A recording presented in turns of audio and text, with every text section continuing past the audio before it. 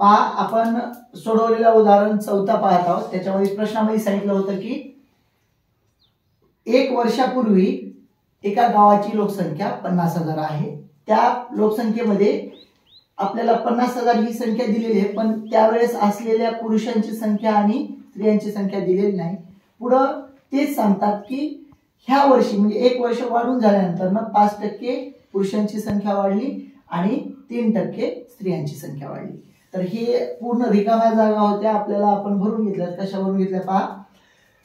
तर आपण काय मानलं, आधीच्या वर्षी गावातील पुरुषांची संख्या x मानली आणि आधीच्या त्याच गावाची स्त्रियांची संख्या y मानली. अट 1 म्हणतात त्या वर्षी 50,000 दोघांची संख्या होती. तर ह्या दोन्ही रिकाम्या जागा दिल्या होत्या. तर x अधिक y बरोबर 50,000 हा एक पहिला समीकरण तयार झाला.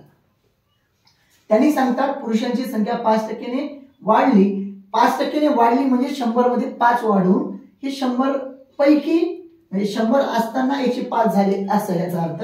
तर 105 भागिले 100 गुणिले x ही पण रिकामी जागा भरून घेतली. 3% ने वाढली म्हणजे 103/100 गुणिले y.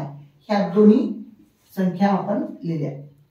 आता ह्या दोघांची बेरीज किती आहे म्हणतात, तर ते म्हणतात 52,020. तर ती सुद्धा मान्य केली आपण. 105/100x अधिक 103/100 y बरोबर 52,020. कॅल्क्युलेशन काय केलं पहा. छेद समान आहे, छेद समान असताना वरचे जशाला तसे लिहून घेतले. इथं पण रिकाम्या जागा दिल्या होत्या. 105x अधिक 103y आणि हे जे 100 आहेत हे ह्याच्या गुणाकारात गेलेले, 2 शून्य वाढवलेले. हे आलं उत्तर बघा 52,02,000. याचा समीकरण नंबर 2. आता आपल्याला प्रश्नामध्ये सांगतात की 103 न 1 ला गुणून घ्या समीकरण 1 ला.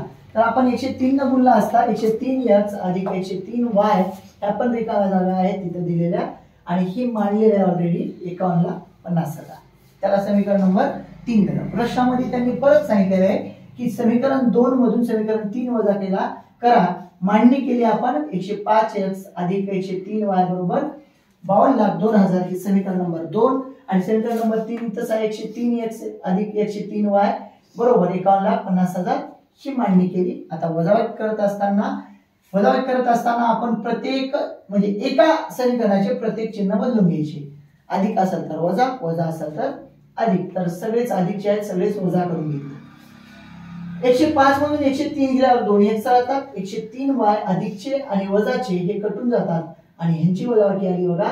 हे 3 इकडचा 0 जशाला तसा हा 0 0 हे 2 जशाला तसे. 0 मधून 5 जात नाही, वरून घेतले 1. 10 मधून 5 गेले राहिला 5. इथं 1 घेतला आणि इथं 1. 2 मधून 2 गेले 0. 5 मधून 5 गेले 0 म्हणजे वजाबाकी आली 52,000.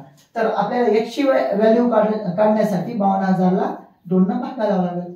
तर 2 ने भाग घातला असता 26,000 उत्तर आला. हे कशाचा x म्हणजेच काय, आधीच्या वर्षीच्या गावातली पुरुषांची संख्या.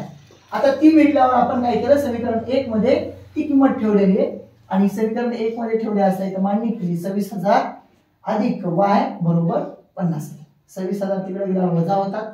50,000 मधून 26,000 गेल्यावर राहतात 24,000. ही उरलेली संख्या म्हणजे स्त्रियांची संख्या आणि शेवटी लिहायचंय पुरुषांची संख्या 26,000 आणि स्त्रियांची संख्या 24,000.